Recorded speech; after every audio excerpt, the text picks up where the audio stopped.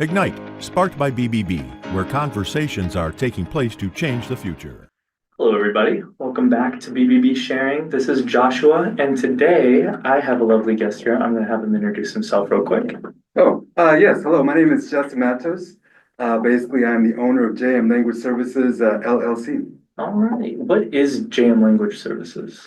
It is basically it's a solopreneur language services provider. Basically, it's the company through which I provide French and Spanish English translations. And obviously, I always have to clarify that there's a difference between when it comes to translations. There's basically two types of translations. Mm-hmm. There are translations itself, which is basically the translation of a document. So basically, if you have a birth certificate and you want it to be translated from one language to another, that's translation. The other type of translation is interpretation.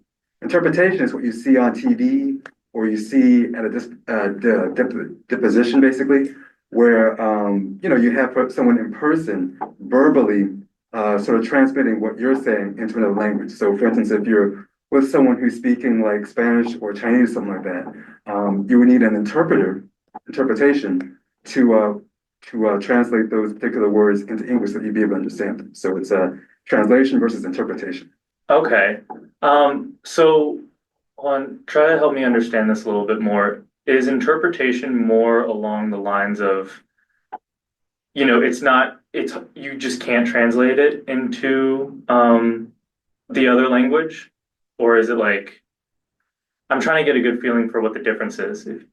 Yeah, basically, it's basically a matter of media, basically. If you're translating something in print, it's translation. If you're translating something verbally, it's interpretation. Okay, because what I'm thinking is, there's some languages where, let's just kind of take my grandpa, he lived in Japan for a couple years before coming over here. And every time he was trying to explain certain words, he just couldn't in English because there's just some things that just don't click or just don't work or just don't sound as good in certain languages. Yeah, pretty much the way it works is that, there's more to language than words, basically. Like, Mm-hmm. There are a few ways of explaining it. Basically, one is that, we all have taken like different public speaking courses. We talk about how it's how you say stuff that's most important as opposed to what you say. It's the same thing with language, except in addition to that, you have to also add the culture, basically. Like, for instance, us and Americans, like we do stuff in a very boisterous and I guess business way, basically. So always all about being short and snappy. Whereas in other cultures, everything's all about the conversation. So you're talking about like, Arab populations where everything has to be about sitting down and talking about this stuff over like, tea or something like that. And everything's long and drawn out. It's all about the relationship.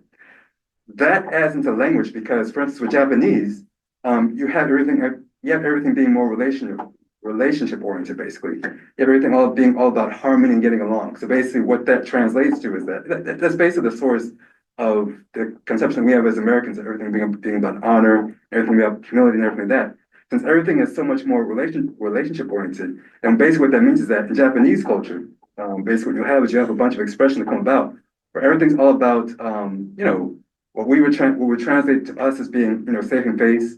But basically it's more along the lines, from my understanding, that basically it's all about making the other person feel comfortable. So basically there's a whole lot of, in our American point of view, very superfluous phrases that come about in Japanese culture that's, really just overdoing it if you were to do it, literally in English, or it's all about, yes, I am very sorry, but I have to leave now. And then like you're adding like way too many words to that, where it's like, oh, gee, why don't basically probably the reason why you couldn't translate it in English is because if you were to translate it literally, not only would it not make sense because Japanese and English have two different language structures, basically, but it also wouldn't make sense because, if we were to say, probably half the stuff he was saying, we were probably looking at him as Americans being like, okay, so is there something wrong with you? Do you not know that you can leave now? Like, I don't know. Mm-hmm. So, it's basically a key part of translation and interpretation is translating the culture as well, because you can't just always literally translate stuff. Okay. Yeah, sometimes language just is the culture in general. I mean, language is the country. I mean, and just the area that it is. Yeah. But what do you see in French? Is there anything specifically in terms of like the dialect that kind of Yeah, I wasn't sure about your question. Basically what I see as far as differences between English and French is what your question is. Yeah. Is that basically, there, as far as the cultural differences, French is a little bit more of an academic language, a little bit more of an analytical language. So basically what you're talking about is that, everything's all about, more thoroughly knowing what you're saying and knowing what you're talking about. So basically everything's a little bit more analytically conclusive, basically. So, you have, of course, the differences between the use of décider versus decide, because décider in French is a lot more inclusive, but it's just, generally speaking, it's a little more analytical.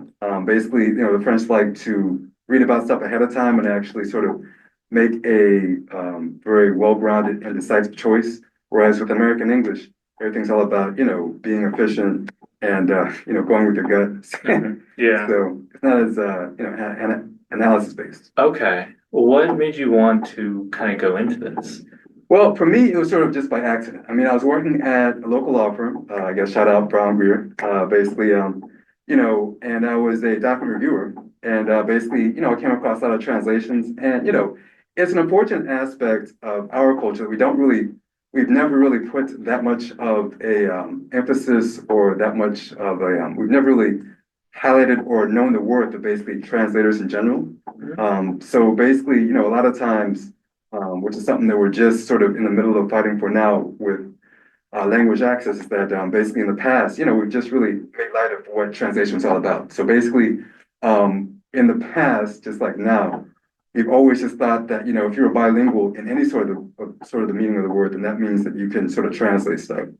So, basically, it was with another firm, not with our firm, but basically it was, I noticed that, it was just, I noticed the translation is not really up to par because basically, what's happened and which is something that was corrected with the interpretation, especially, is that what it appeared was happening was that some of the translations were basically just being translated by someone who, was just happened to be bilingual but didn't know anything about translation. So the translations were naturally very bad. So I just sort of noticed that, and it was something that I wanted to fix. And, as being one of the few people who was not only bilingual, but was also, academically trained in translation, I just sort of ended up taking on that particular project and just sort of, getting in with the rest of the translators at the firm. And, after that, I just sort of lost in and of itself, just because, just always had a intellectual interest in various subjects, basically, sort of like what you would think of the French as doing. So, Okay.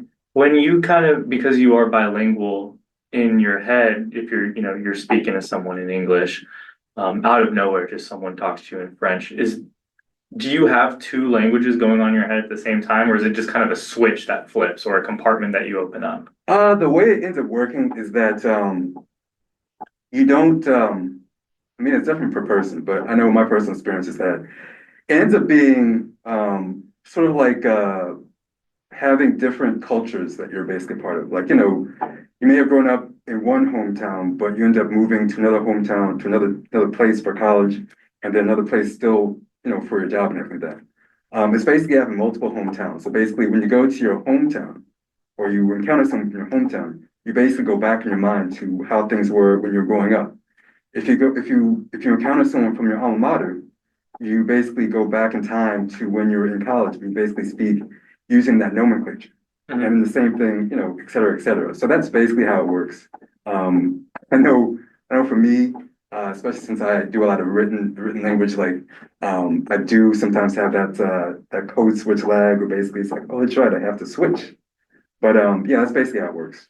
Interesting. Okay. Well, how can people get in contact with you? Oh, well, basically there are several ways because I did not like not being able to be contacted. So there is, first of all, my website, which is www.jmlanguageservices.org. Basically, it's just as it sounds in English.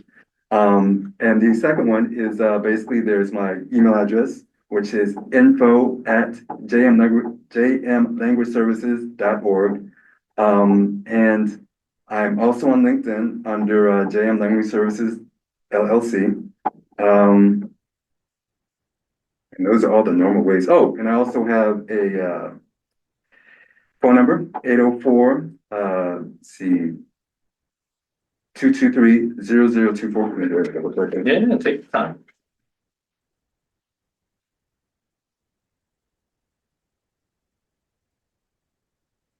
Yeah, it's 804-223-0020. Sorry. Nice. And then I also have an address, which is 4990 Sadler Place, number 4621, Glen Allen. 23058. So Okay. basically, any one of those places. Nice.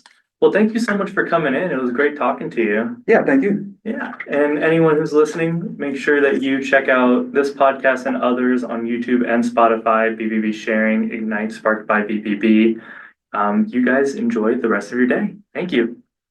Ignite, sparked by BBB, where conversations are taking place to change the future.